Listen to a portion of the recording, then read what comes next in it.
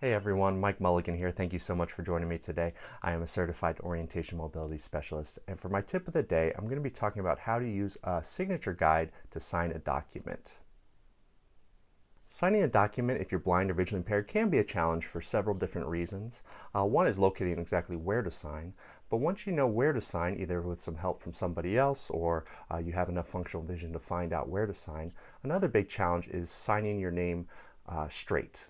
So using a signature guide could be a good way to help make someone's signature straight because it's a cutout piece of plastic about credit card size, so it easily fits in somebody's wallet. You can just keep it with you all the time.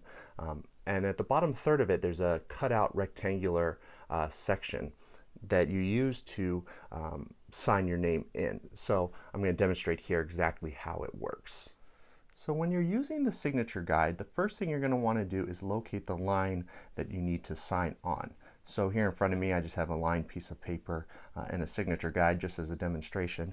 But I'm going to find the line I want to sign. So I'm going to just say it's this line here. So I'm lining up the bottom edge of the cutout part of the signature guide along the bottom line. Okay, so once I've done that, you really need two hands for this, is I'm going to hold the signature guide with my non-writing hand, and then I'm going to use my other hand, and I can feel where the cutout is, and I can feel the paper underneath, and I want to start from the bottom left corner.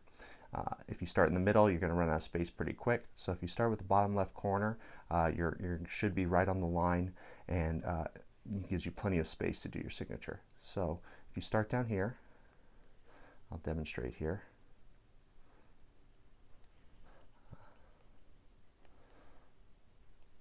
So that was just a little demonstration of how you can use a signature guide to sign on a line, and does a pretty good job of keeping it straight and make it look a little bit nicer. Thank you so much for joining me today. I hope this tip was helpful in learning how to use a signature guide. These are readily available. Most blindness organizations have some, and most of the time they give them out for free. So I'd contact your local organization as a way of finding one of these if you need one. And thank you so much for joining me. Have a wonderful day.